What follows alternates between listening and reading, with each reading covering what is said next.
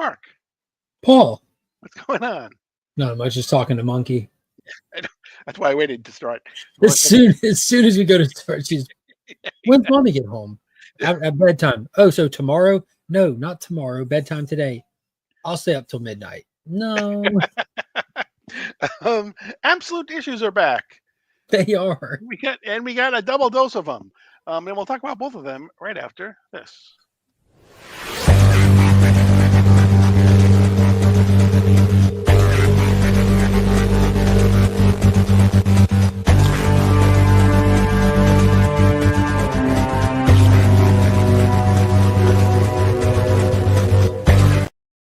Before we get started, don't forget to hit the subscribe button. Don't forget the like button, the thumbs up. Don't forget to leave us a comment. Let us know how we're doing. Let us know what you want us to cover besides these absolute books, because we'll be doing all of that. I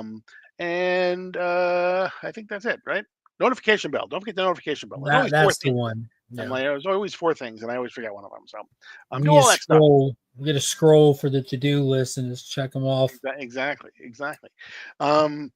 Absolute Issues took a week off last week because it was a 5 Wednesday month, but they are back this week with 2 issues to make up for it.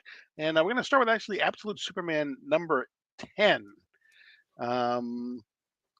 And as the Absolute Issues are wont to do, we start before. Years ago. That's how we do it. All right, let's get into this. Yeah. So is this before or is this then?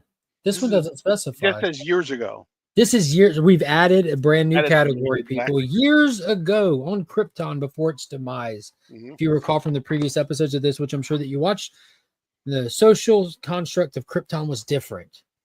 His parents are but lowly field workers and mine workers, and this takes place in a mine where his father is fighting for dear life, where it looks like the interior of Krypton is breaking apart slowly and eroding away, and there's some miners stuck inside the crystal mines where they're getting eaten by these ravenous creatures that live below the surface in the mantle of Krypton because their environment is eroding away from Krypton's slow death, and it's a fight for survival inside this. They're being attacked by effing magmoles. And he has to pull up a firearm and shoot them down in order to survive, which goes into the theme of this issue, which is fantastic. But Jor-El kills these things to save the other people in there and try to get out alive.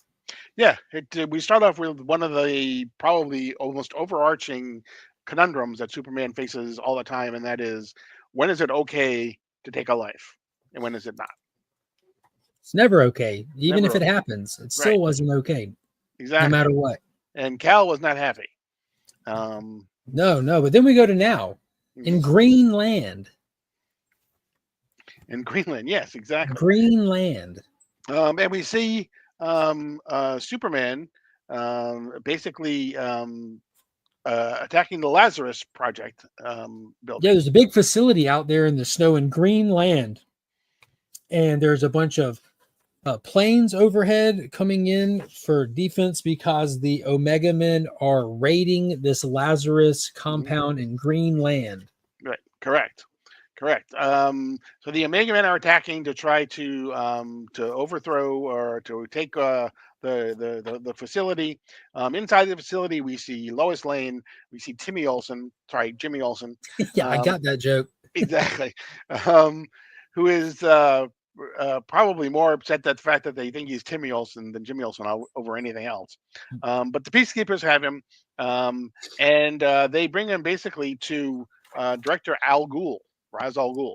Yeah, he was having a conversation with Brainiac, and this is where it kind of sets the stage. Why are we in Greenland? Why are the Omega Men attacking, and what's going on? He's there. He's on the side of this battle. He's watching out the window, and he starts talking to Brainiac. This has all been an intentional setup so that it would draw the Omega Men. It would draw Superman out to Greenland to show down with him, because Brainiac has calculated that this is the location on Earth that would set up the best odds they have at beating, subduing, getting a face-to-face opportunity with Superman. Because of its proximity to the sun and how dark it is here, he won't be able to recharge, because they have assessed that this Superman gains his powers from solar radiation. Correct. And we have Brainiac who tells Ra's al Ghul that, it is finally a chance to break him. And Ra's al Ghul says, no, no, no, no. I'm not trying to break him. I'm trying to make him whole. Trying to make him whole. He looks at him like his son, not his biological son, but somehow he has this emotional, weird, eternal, immortal mindset that this being of immense power is somehow connected to me. This is my child. They call in Christopher Smith, the Peacemaker, who has had all the bionic enhancements from Brainiac, who's practically Metallo at this point. They equipped him with another kryptonite bullet and tell them to get outside because this Superman is decimating the aerial defense that they had, and he's using just the dust of Krypton to do it. His unique cape to the series, it's like almost like a nano weapon almost, but it's out there just thrashing all their defenses along the way. And then the Omega Men boom in, and that's when this Metallo Peacemaker Christopher Smith takes off for the fight. Correct. We find Primus from the hey Finn. We find Primus from the fighting people as well. I want to bring that up because that'll become very important a little bit later on. And then we see, like you said, we see Christopher Smith, who is basically flies up with the gun, and he is basically just almost like he's struck by lightning almost. A lot of times. Exactly. And he falls back to Earth, just a shell of the man he was just mere moments ago. Yeah, Superman's kind of dialoguing about back in Smallville. He almost killed me, almost succeeded. He has a bullet in his gun that will do the job. Forged from the rubble of my dead homeworld. He's killed before, and he's been to do it again. His enemies have been ordered and othered and dehumaned. He is the hero of his story, and he will keep on killing unless he's stopped. So there is no confront him, fight. He just goes up confident from his last fight with Superman, and he just comes immediately back down. Like you said, a shell of the man he was, armor busted off of him, bruised up, like just absolutely wrecked, just wrecked in a heartbeat. No fight there. And then Superman's just left up in the sky. And we get our first shot of him in this epic half-page splash right here, because we've seen the cape destroying stuff. We've seen the electricity and the light in the clouds with him destroying stuff. And then as soon as this Metallo character falls, this is what he's looking up at in the sky. Just epic shot. Mm-hmm. Super epic. And interesting too, because I mean, you can't really tell in a lot of ways, but all of that red behind him is his cape. It looks like it's torn and everything, but it's just it's just very nebulous. His whole cape is kind of just very nebulous to him. So. Yeah, it's like nanoparticles everywhere. Yeah, exactly. And Christopher Smith is laying there pointing the little kryptonite gun at him, and we go back to years before. We do. Yeah. And this is where Jor-El is having a discussion with his son about exactly what happened with the Magmols and why he had to do what he had to do and everything. Yeah, he asks his dad. He said, "You mean you killed him?" And he said, "I had no choice. There wasn't any time or anything else to do." And Cal says, "You did the right thing, Dad. You saved those miners." And he said, "No, that's not what we like to tell ourselves, because it basically, like, we say we did the right thing to make it easier to sleep at night. I had no other choice. I saved some people." But ultimately, he's teaching his son that you took a life. Like, whether there was no other option or not, it's never the right thing. And it's unfortunate that sometimes we have to do the wrong thing, or we're in a position where the wrong thing happens. But it's important that we feel that weight, that we live with that tragedy, because that's what it is, a tragedy. Because Superman has always looked at every single piece of life in every angle as inherently valuable. That's what's unique about Superman. No matter who, what, when, where, how, life itself is inherently valuable. Mm-hmm. And that's what he instills in his son in this scene. Right. Although he also says at the very end, he says sometimes you have to be the cruel one in order to make sure that everything you have doesn't go away. Yep. So and the way this ties in with the present is he's looking down the barrel of Christopher Smith's kryptonite firearm and saying to himself, like, I can blink my eyes and break his spine and evaporate him in a second.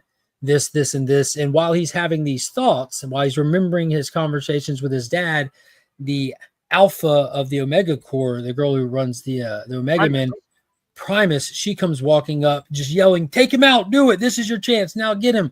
And Superman's like looking at it. He's like, my father was the wisest, most caring man I've ever known. I cherish every lesson he ever taught me. And every day he's been gone, I wish I'd had more time. In the end, all they could save of it was me. And he's not willing to be the last living person of this legacy of everything he knows and to tarnish that. So he just stands there. He's not going to do it. And she raises her sword to do it herself to take him out. And he gets in the way. He stops her. He melts her sword. And she's mad, calling him a coward, this, that, and the third, every name but the name his parents gave him pretty much. And about this time, Ra's al Ghul walks up with all of his men in tow, talking to his son. Right. And he takes the gun from Christopher Smith. He takes the gun, and just as you think that he might be using it and pointing it at Kal-El, what he does instead is he fires the shots into Christopher Smith. Yeah, just mercifully goes to shoot at him. And here's the cool part is Superman sees it coming and screams no, and he throws his hand out to stop it, but because it's a kryptonite bullet, it goes straight through him, hitting Christopher Smith. So he wasn't able to save him, but he was still willing to. He still tried. Right. And just as he's then about to turn and exact revenge on Ra's al Ghul, this is when Primus shows her true colors. She stabs him, literally stabs him in the back with her sword. Everyone obviously is shocked. He falls to the ground. He basically doesn't know what's going on. Ra's al Ghul then shows that the person who is Primus was actually his daughter Talia all along. It's been Talia al Ghul this whole time. Swerve! What a swerve! It was Talia all along. Great issue. Mm-hmm. Which we should have kind of, in some ways, once we had Raz, we should have thought, where is Talia? But she was Ra's was basically using Talia to bring Superman to him, and that's where we end the issue with big stakes for the next one. So it was a great issue. That brings us to Green Lantern number 5. Another great issue. Exactly. There's so much stuff going on in all these comics going on. And we can almost even understand these, unlike Martian Manhunter. Yeah, this one's while this one does require some paying attention, but that's only because there's a lot of actual story in this. Martian Manhunter requires paying attention, and there's not any story in it. So it's kind of weird. But this one starts off in the void, in the black, with the ring, just the simple ring, and you hear the voices talking. It's unspecific who is talking, or if it's just an entity, if it's just the actual energy itself from the spectrum. We don't know. It hasn't revealed that to us yet, but we know that it's talking to Todd Rice, because it says, Todd Rice, be with fear. That's how it starts. Judgment and progress, the stuff that we've heard numerous times before. And while we see this blackness with this little ring of light, it's almost like opening your eyes for a split second. Light cracks through it, and you hear someone scream over here, and they're picking up the rubble, and you have the hazmat team cleaning up the wreckage from where that giant lantern that was in the sky above the dome crashed down into the small town, pretty much flattening all of it. Right. We didn't know. All we knew is that Todd was still in his diner when the lantern fell, and we assumed that he was crushed along with everyone else there. But apparently, he still survived somehow at the bottom. And who showed up at the end of the last issue was Hector Hammond, who basically is running things. We hear later that he mentions Lazarus, so we know that there's something going on with Lazarus, and maybe he almost seems like some sort of a rivalry. But he basically runs everything, it seems like, at least where he is now, because he basically tells people along the way, I don't usually give you the right to, the ability to contradict me, but I'm going to give you it right now, those type of things. Don't disappoint me. He acts like he feels untouchable. Exactly. But he wants to hear from Todd Rice about what he saw, what he knows, and that's kind of how the issue starts. Yeah, it starts talking about how Hal went out there with the gun. They fastened their own ammo out of golden objects because they noticed they could get through the force field to get to Abin Sur. He goes out there, ultimately trying to talk to Abin Sur. They're talking past each other. He's wanting answers, wanting to know why he killed his friends, Abin, in his little own way of talking. He's like, they're not dead, blah, blah, blah. And he ends up firing multiple shots on Abin Sur, like multiple shots, like 4 to the chest kind of thing, blows him straight through him. And Avon manages to get a hand up and grab him and say judgment. And as he does, he notices he senses the black hand in him, and he melts. Avon sort of melts away, and it kind of sets off Hal's black hand dilemma. Yeah. So we see from basically for the rest of the point from this point on in this issue anyway, it's almost kind of like what you would think of like Eclipso. We see where the black hand is basically taken over Hal Jordan. But again, we see there was a mention of Joe Mullen earlier with Hector Hammond, and so now he wants to know what's going on. Who is this Joe Mullen? What does he have to do with everything? Who's this Hal Jordan type guy? Why is Joe Mullen called an anomaly? Type of a thing. But then we see Hal being taken over, like I said, by the Black Hand, and Joe appears to kind of do, try to calm him down, get him under control. Attempts to, and it ultimately doesn't work. The Black Hand has taken over him, and she's having to fire up her emerald abilities and try to get him at bay from a little bit of running into him, throwing some constructs at him. It's just getting worse and worse. It's taking over his thoughts, his speech, and it's pretty much attacking her, forming this giant monstrous entity around him. And it wants the ring from her. It gets to the point where it demands the ring, and she has a flashback, an emotional scene between her and I assume her girlfriend, wife, fiance, somebody of leaving the house, speaking about a ring, which kind of gets her emotionally charged up, and she hits the Black Hand with a massive blast, ultimately given some distance so she can then start flying away and dragging it in tow back to town. It's chasing her. She's moving fast, and they're heading back toward the town where the giant Green Lantern obelisk, for lack of a better term, we don't know what it is. It's laid over on the town where Hector Hammond is actively trying to find a way to get inside of it. Right. And that's where we get the, again, he's how in control he is. This is where he says, tell me good news. He comes up saying, I am not expecting good news, but then he says, basically, I give you the ability to contradict me. This is where he says, that there's activity going around. He says, please tell me it's not Lazarus activity. I don't want to hear that. And we see more of the fight going on between Hal/Black Hand and Joe Mullen. We see Hector and his accomplice or whatever, or his assistant, basically saying, watching the fight that's going on. And as that happens, we see the lantern starts to kind of go up, and then ascend into the sky. So, and it lights up, it charges up as she approaches, and it looks like it takes a big old shot, fires off. Yep.